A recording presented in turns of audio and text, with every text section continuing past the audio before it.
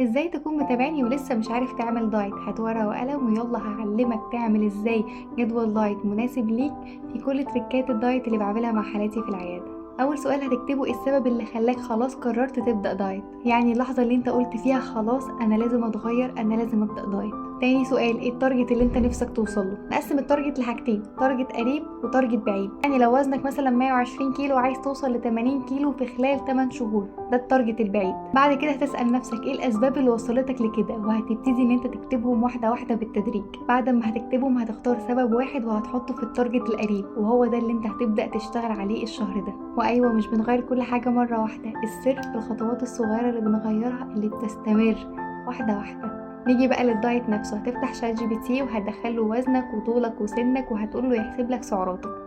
وبعد ما يحسب لك سعراتك هتقلل عنها 500 سعر، وهتقول له اعمل لي دايت بالسعرات دي يكون نسبة الكارب فيه 40% ونسبة البروتين 50% ونسبة الدهون 10%.